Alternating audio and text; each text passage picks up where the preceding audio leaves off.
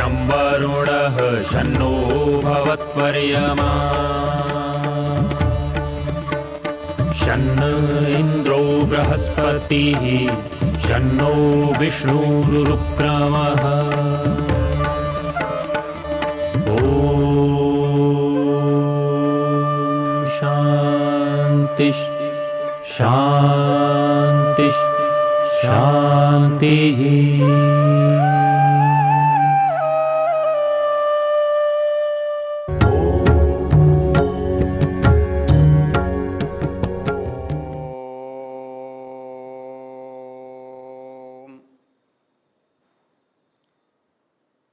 इस वेद ज्ञान गंगा के प्रवाह में विहार करते हुए हम ऋग्वेद के 10वें मंडल के 71वें सूक्त की चर्चा कर रहे हैं। इस सूक्त की विशेषता, क्योंकि किसी भी धर्म मत संप्रदाय में जो बौद्धिकता है वो उसकी सबसे बड़ी कसौटी है, वो उसकी बड़ी उपलब्धि है। इसलिए हमारा जो आचरण है, जो हमारा व्यवहार है, जिसे हम धर्म कहते हैं, उस धर्म का पूरा नाम वैदिक धर्म है। अर्थात जो धर्म के संबंध में जो भी वेद ने कहा है वो करने योग्य है, और हमें कभी संदेह हो क्या करना चाहिए क्या नहीं करना चाहिए, तो उसके लिए वेद हमारा परम प्रमाण है। तो इस दृष्टि से हमें वेद का मार्गदर्शन जीवन के लिए आवश्यक और उपयोगी है। इस सूक्त में जो 10वें मंडल का 71वां सूक्त है, इसमें 11 मंत्र हैं और इसके ऋषि को बृहस्पति कहा गया है और इसका देवता ज्ञान है। तो बृहस्पति यहाँ परमेश्वर के लिए है, क्योंकि वह ज्ञान का, वाणी का स्वामी है।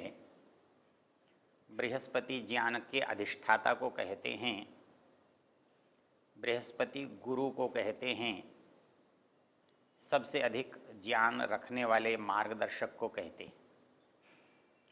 तो इस दृष्टि से यहाँ बृहस्पति परमेश्वर है और ज्ञानम इन मंत्रों का विषय है। हमने पहले मंत्र के संबंध में चर्चा की थी। बृहस्पते प्रथमं वाचो अग्रम यत्प्रैरत नामधेयं दधानः यदेषां श्रेष्ठं यदरिप्रमासीत् प्रेरणा तदेषां निहितं गुहावि। पीछे हम इसकी विस्तार से ज्ञान के संबंध में चर्चा कर चुके हैं। वेद के महत्व के संबंध में बताते हुए बहुत सारी बातों को हमने बताया है। हम उसको याद दिलाने के लिए, इसको समझने के लिए थोड़ी सी चर्चा हम यहाँ करें जो इस मंत्र में आई है। क्योंकि ज्ञान का अधिष्ठाता ईश्वर है, तो उससे मुझे ज्ञान कैसे मिला, ये बात हम केवल यदि इसकी मंत्र के शब्दों को देखेंगे तो ही पता लग जाता है। कहते हैं बृहस्पते प्रथमं वाचो अग्रम यत् प्रैरत नामधेयं दधाना। इसकी विशेषता देखिए कि इस ज्ञान का जो देने वाला है वो बृहस्पति है, वो परमेश्वर है, वो गुरु है, वो आदि गुरु है, जिसको योगदर्शन ने कहा स एष पूर्वेषामपि गुरुः कालेन अनवच्छेदात्। ये पूर्वेषामपि गुरु, गुरुओं का भी गुरु है, आदि गुरु है, क्योंकि कालेन अनवच्छेदात्, समय का हमारे और उसके बीच में कोई व्यवधान नहीं है। उसकी कोई अनुपस्थिति नहीं है। जैसे जीवात्मा अनादि है, वैसे ही परमात्मा भी अनादि है। तो इस जीवात्मा और परमात्मा का जो संबंध है वो भी नित्य है। तो इस नित्य संबंध के कारण उससे जो ज्ञान प्राप्ति का अवसर है वो सदा बना रहता है, क्योंकि वो पूर्ण है, वो शाश्वत है, वो सर्वत्र है। इसलिए सभी स्थानों पर उसके ज्ञान का प्रसार है, प्रचार है, प्रकाश है। इसलिए ये कहना कि वो देता है, देगा, ये तो समझने समझाने के शब्द हैं। वो तो सब जगह उसका ज्ञान प्रकाश की भांति फैला हुआ है। जो भी इस प्रकाश में आएगा उसको इसका लाभ मिलेगा, इससे वो परिचित होगा, वो इसका सदुपयोग करेगा। तो इसलिए वो देता है, ये प्रयोग उसके लिए छोटा है। वो उसका देना कभी रुका ही नहीं है, क्योंकि रुकना और चलना उपलब्धि और अनुपलब्धि को बताता है। हूं और नहीं हूं मेरी उपस्थिति और अनुपस्थिति का ज्ञापक है। तो वो तो कहीं भी कभी भी अनुपस्थित न रहा है न रहेगा। इसलिए ये कहना कि वो ज्ञान देता है, देगा, ये शब्दावली बड़ी सापेक्ष है, हमारी अपेक्षा से है। मतलब हम कभी लेते हैं तो हम कहेंगे कि दे रहा है, और कभी हम नहीं लेते हैं तो कहेंगे कि नहीं दे रहा है। लेकिन उसका अपना देना और लेना कभी रुकता नहीं है। इसको एक और वेद मंत्र से हम समझ सकते हैं। हमारे संध्या में हम एक आचमन का मंत्र पढ़ते हैं। ओम शन्नो देवी रभिष्टय आपो भवन्तु पीतये संयोरभिस्रवन्तु न। अर्थात वो परमेश्वर जो है वो सुख देता है, क्योंकि सुख देने की स्थिति इसलिए है कि दुख उसके पास नहीं है। वो देता है, ये भी प्रक्रिया वैसी ही है। देना, गिनकर देना, समय पर देना, ये सब ऐसी कल्पनाएं हैं जो उसको छोटा बनाती हैं। इसलिए वेद मंत्र में जो बात कही है कि वह सुखों की वर्षा करता है, और वो सतत वर्षा करने वाला है। जब वर्षा होती है तो उससे हमको जो अभिप्राय प्रकाशित होता है, जो बात हमारे सामने आती है, वो ये सामने आती है कि उसकी कोई देने की सीमा नहीं है। उसके सामर्थ्य में कहीं आकर रुकावट नहीं है। वो सदा ही देता है, देता ही रहता है। इसलिए उसके देने के बारे में कोई प्रश्नवाचक चिन्ह नहीं लगता। हम देवता को देवता कहते किस लिए हैं? देने से। कोई थोड़ा देता है वो देवता छोटा है, उसमें देवत्व का भाव, देवत्व की क्रिया, देवत्व का स्वरूप अल्प है, कम है। इसलिए जो देव है और जो जितना बड़ा है, उसके देने का जो तरीका है, प्रकार है, वो भी अलग तरह का है। एक व्यक्ति देता है, मांगने पर देता है, सीमित मात्रा में देता है, कभी कभी देता है, और कभी किसी को देता है और किसी को नहीं भी देता। एक देने का तरीका तो ये है। एक देने का तरीका दूसरा है, वो देता है लेकिन उसका देना कभी रुकता ही नहीं है। उसका प्रवाह जो है दान का, वो निरंतर चलता रहता है। वो कभी न रुका है न रुकेगा। उसका सूर्य का प्रकाश है, पता नहीं कब से चल रहा है, कब तक चलता रहेगा।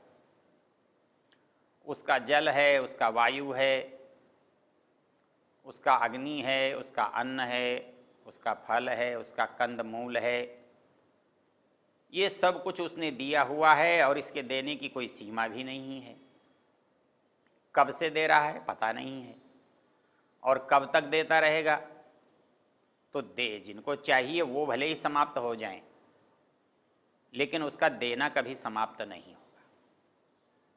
इसलिए वो कैसा देने वाला है? वो ऐसा देने वाला है जो सदा से देता है, देता रहा है, देता रहेगा। और उसकी दूसरी विशेषता क्या है? वो देता है बिना मांगे देता है। मुझे आवश्यकता होगी तब मैं जाऊंगा, तब मांगूंगा, तब वो सोचेगा, तब वो देगा, ये मनुष्य के काम है। उसके यहाँ तो हर समय मनुष्य कुछ न कुछ लेते ही रहते हैं, दुनिया बनती ही रहती है, चलती ही रहती है, तो उसके यहाँ रुकने का कोई प्रश्न ही पैदा नहीं होता।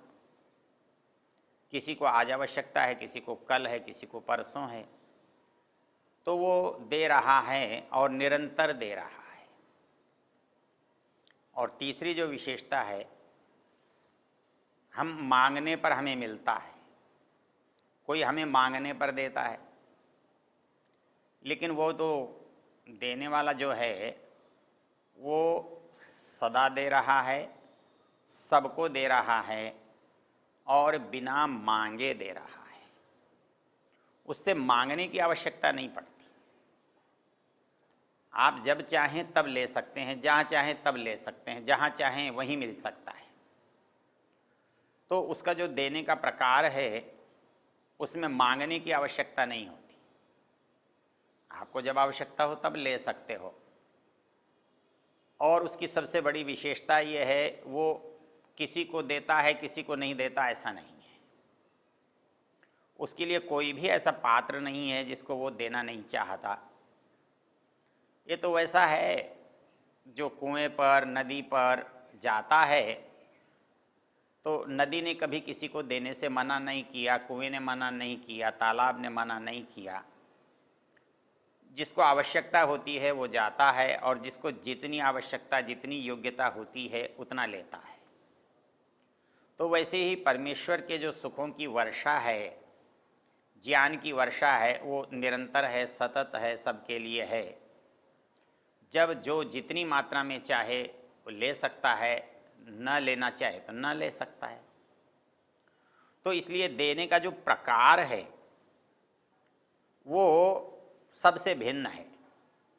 वो देता है, वो निरंतर देता है, देता ही रहता है, सबको देता है, बिना मांगे देता है और असीम देता है। वो उसके यहाँ कोई बंधन नहीं है, वो आपके सामर्थ्य पर निर्भर करता है। तो वो ये कहता है, संयोरभिस्रवन्तु नः, जो सुख है उसकी चारों ओर हमारे यहाँ वर्षा होती है। तो परमेश्वर सुखों की वर्षा करता है। तो परमेश्वर सुखों की वर्षा करने से उसका जो देने का प्रकार है वो पता लगता है। और वो सुख ज्ञान के बिना तो होता ही नहीं है। इसलिए जब सुख दे रहा है तो ज्ञान देना भी उसका वैसा ही काम, वैसा ही स्वभाव है। इसलिए इस मंत्र में जो मुख्य बात कही गई है वो बात जो कही गई है, बृहस्पते प्रथमम वाचो अग्रम यत प्रेरत नामधेयम दधाना। वो बृहस्पति जो दे रहा है ज्ञान को, जो वाणी को प्रेरणा कर रहा है, अर्थात हमारे मन में विचार आता है और वो विचार ही रहता है यदि वो वाणी उसे अभिव्यक्ति न दे। तो इसलिए कहा है कि वो जो विचार है, वो ज्ञान है, उसको जो वाणी का रूप दिया जा रहा है, वो वाणी का रूप देने वाला कौन है? तो इस मंत्र में कहा गया है, बृहस्पते प्रथमम वाचो अग्रम यत प्रेरत। तो सबसे पहले वाणी की प्रेरणा करने वाला, वाचो अग्रम यत प्रेरत, वो बृहस्पति था, वो बृहस्पति है, वो परमेश्वर है जो समस्त ज्ञान को सबसे पहले हमें दे रहा है। और इस देने के कारण से वो हमको कैसे दे रहा है? ये जो वाणी है, ये वाणी हमको पहले ज्ञान के रूप में प्राप्त हुई और हमें उसकी अभिव्यक्ति हो रही है वाणी के रूप में। वाचो अग्रम, जो वाणी से पहले, प्रेरत, प्रेरणा के द्वारा, दधाना, धारण करने वाला है। अर्थात हमारे अंदर जो ज्ञान है उसको हम अभिव्यक्त तो वाणी के माध्यम से कर रहे हैं, लेकिन वो वाणी के अंदर जो ज्ञान है वो उससे पहले है। तो वो पहले कहाँ से आएगा? वो वाणी से नहीं आया हुआ है, वो प्रेरणा से आया हुआ है। ऋषि दयानंद ने एक बात बहुत अच्छी लिखी है। वो लिखते हैं कि एक प्रश्न उत्पन्न होता है कि परमेश्वर ने हमको, ऋषियों को ज्ञान कैसे दिया? क्योंकि हम जानते हैं कि मुख से बोले बिना और कान से सुने बिना हमें कुछ उपलब्ध नहीं होता, या हम किसी को कुछ दे नहीं सकते। और ईश्वर निराकार है और आत्मा भी निराकार है, तो ऐसी स्थिति में दोनों को विचारों का आदान प्रदान करने वाला हम कैसे माने, कैसे समझें? तो ऋषि दयानंद कहते हैं दो बातें समझो। एक तो ये बात समझो कि ज्ञान के लिए भाषा की आवश्यकता होती है, अर्थात बिना भाषा के आपको ज्ञान नहीं मिल सकता। मान लीजिए कि आप मन में ये सोच रहे हैं कि मुझे कहीं जाना है, आप सोच रहे हैं कि मुझे कोई पुस्तक पढ़नी है, तो ये जो विचार है ये बिना भाषा के आपके अंदर पैदा नहीं हो सकता। और ये जब विचार पैदा होता है मन के अंदर, तो इसके लिए न तो बोलने वाले की आवश्यकता होती है और न सुनने वाले के साधनों की आवश्यकता होती है। जैसे हम मन में विचार करते हुए अपने मन में ही बोल लेते हैं, मन में ही भाषा को समझ लेते हैं, मन के अंदर से ही वो भाषा हमारे अंदर उठती है। तो जब मन के अंदर हमारे अंदर कोई चीज़ भाषा के रूप में उठ सकती है, तो जो व्यक्ति हमारे अंदर पहले से विद्यमान है उसके अंदर की जो बात है, भाषा है, विचार है, तो वो हमारे मन में, हमारी आत्मा में आ सकता है, आता है।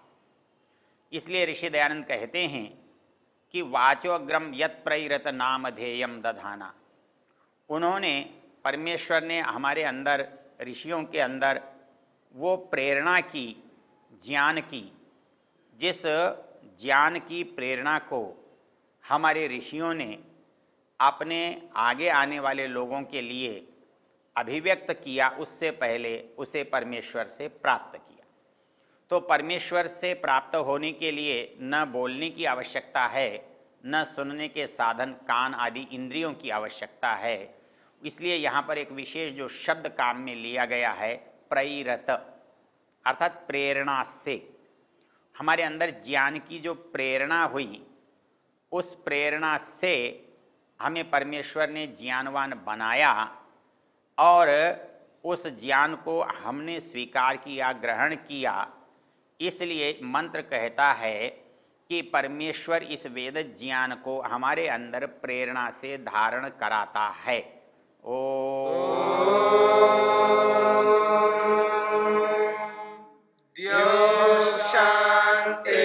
शांतिरंतरिक्षं शांतिर्पृथिवी शांतिरापः शांतिरोषधयः